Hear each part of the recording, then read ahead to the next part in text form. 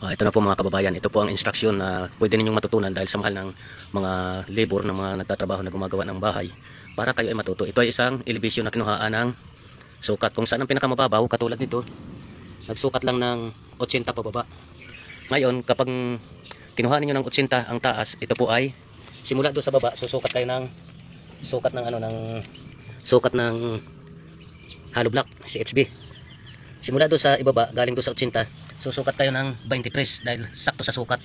Tapos ito pong kinuhaan ng elevation, galing doon sa kabila, ito po ay kinuhaan ng elevation, ito na po magiging elevation ninyo. Tapos tatakbo kayo rin sa kabila, yun na po yung kalibil nito dahil ininibil yun. Ganon din, susukat din kayo sa baba ng 80, tapos doon din kayo maglalagay ng starter. Tapos 23 doon na kayo magpapako dito sa taas. Ito na yan, tamsi.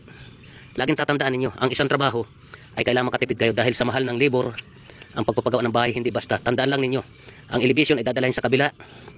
Pagkatapos madala sa kabila, yan po ang kukuhaan ninyo ng elevation. Susukat kayo pababa, ba 80, tandaan 80 sa baba, tapos tataas kayo galing doon sa 1, 2, 3 hanggang 23, doon kayo magpapako.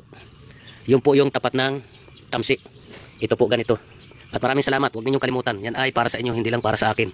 Dahil ang karamihan mga skill ay madamot sa kaalaman, baka kaya madamot, hindi perfect. Maraming salamat at pakishare sa mga lahat ng gustong matuto.